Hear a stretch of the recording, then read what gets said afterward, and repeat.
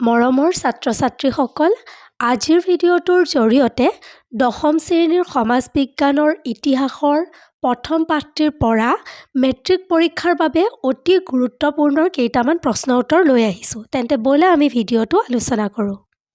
Question number 1ত দিয়া গৈছে, কোনে সুবিখ্যাত বংগমাতা ছবিখন অংকন কৰিছিল? উত্তৰ, অৱনীন্দ্ৰনাথ ঠাকুৰে। কুৱেশ্যন নম্বৰ 2ত দিয়া গৈছে, স্বদেশী আন্দোলনৰ সময়ত সৰ্বমুঠ কিমানখন জাতীয় বিদ্যালয় গঢ়ি উঠিছিল? উত্তৰ, সৰ্বমুঠ 62খন মাধ্যমিক আৰু 3000খন প্ৰাথমিক জাতীয় বিদ্যালয় গঢ়ি উঠিছিল। কুৱেশ্যন নম্বৰ 3ত দিয়া গৈছে, স্বদেশী আন্দোলনৰ সময়ত ৰচিত বংগলক্ষ্মী ব্ৰত কথা গ্ৰন্থখনৰ গ্ৰন্থকাৰ কোন আছিল? উত্তৰ, ৰামেন্দ্ৰ সুন্দৰ ত্ৰিবেদী। কুৱেশ্যন নম্বৰ 4ত দিয়া গৈছে, স্বদেশী আন্দোলনৰ সময়ত ৰচিত নব্য ভাৰত গ্ৰন্থখনৰ গ্ৰন্থকাৰ কোন আছিল? উত্তৰ, কাৰ্তিক চন্দ্ৰ দাসগুপ্ত। কুৱেশ্যন নম্বৰ 5ত দিয়া গৈছে, জয় সংগীত নামৰ গ্ৰন্থখন কোনে ৰচনা কৰিছিল?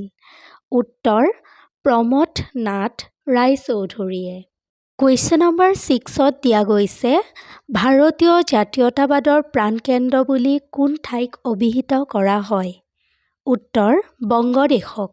কুৱেশ্যন নম্বৰ 7ত দিয়া গৈছে, বন্দে মাতৰম নামৰ সংবাদপত্ৰখনৰ সম্পাদক কোন আছিল? উত্তৰ, Rishi Aurobindo Ghosh. Next question number 8ত দিয়া গৈছে, যুগান্তৰ নামৰ সংবাদপত্ৰখন কোনে সম্পাদনা কৰিছিল? উত্তৰ, ভূপেন্দ্ৰনাথ দত্ত। কুৱেশ্যন নম্বৰ 9ত দিয়া গৈছে, লাল বাল পালৰ সম্পূৰ্ণ নাম কি? উত্তৰ, লালা লাজপত ৰায়, বাল গংগাধৰ তিলক আৰু বিপিন চন্দ্ৰ পাল। নেক্সট কুৱেশ্যন নম্বৰ 10ত দিয়া গৈছে, স্বদেশী আন্দোলনৰ সময়ৰ দুখন বাতৰি কাকতৰ নাম লিখা। উত্তৰ, যুগান্তৰ আৰু কেশৰী।